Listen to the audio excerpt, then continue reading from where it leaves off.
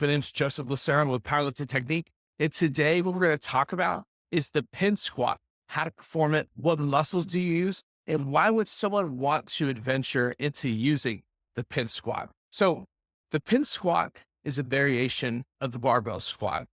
With a barbell squat, you just set the bar on your upper or lower traps, you get the depth, and you stand up. It's going to challenge your hips, your leg muscles, etc. But with the pin squat, what's different about that one is that when you come down with the squat, you're going to hit the safeties. So then what happens is you come down, you hit the pins, you let the bar rest, and then you stand up. So a lot of people will perform it at a higher position. So it's not a full squat. It can be performed at like depth, but preferably maybe a little bit above depth. So you're in a bit of a more advantageous position. So in this video right here, you're going to see me perform the pin squat. Now, the pin squat comes off the J hooks first. And what will happen is you get set up, you come off the J hooks, and then you come down to the depth that you desire with the pins. For me, just a little bit above parallel or even higher, but you'll come down to the pins, you'll let the bar rest, and then you stand up to commence into each rep. A lot of times we'll go 1 rep, 2 reps, 3 reps, etc. But now having seen the pin squat, we can talk about what muscles are being used during the pin squat. So like I told you before, barbell squat is using your hips, your legs. The pin squat, similar, but because you let the bar rest, what happens is now your core muscles are getting challenged. Your postural muscles are getting challenged. So when you're about to squat, you brace, breathe through your stomach, you make your midsection tight, especially if you're using a powerlifting belt with it. And then when you come down, you keep that tension from start to finish. Your core is so tight and so blown in with so much intra-abdominal pressure, you can maintain your posture and maintain a rigid position to make you stronger to have a better barbell squat.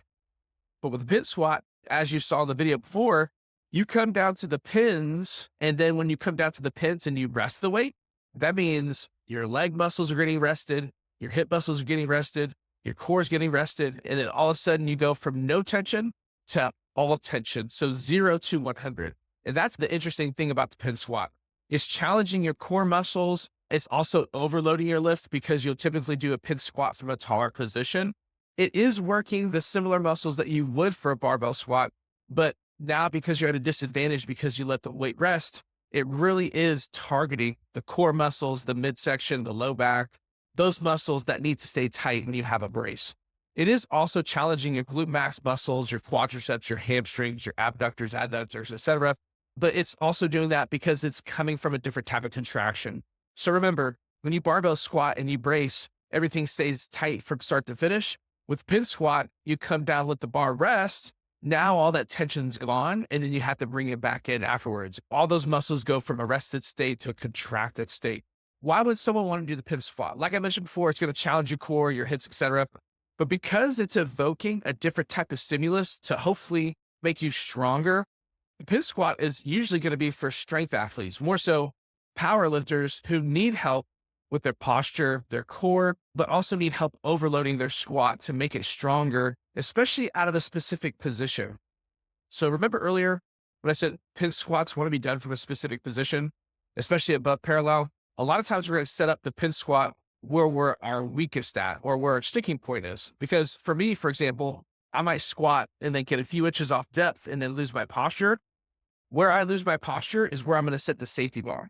So like you saw in the video before, when I go set up for the pin squat and I bring it down and bring it back up, I'm trying to find and mimic my sticking point with the pin squat so I can work that position, make it stronger, and I can overload it. Because if I'm only going part of my depth, I can typically lift more weight than normal. So if I told someone who has a 405-pound squat to do like a triple on pin squat, they might hit 430, 440, 450, maybe even more because they're coming out of an elevated position. But the whole goal is to overload the lift, overload your muscles from a different type of contraction to make you stronger.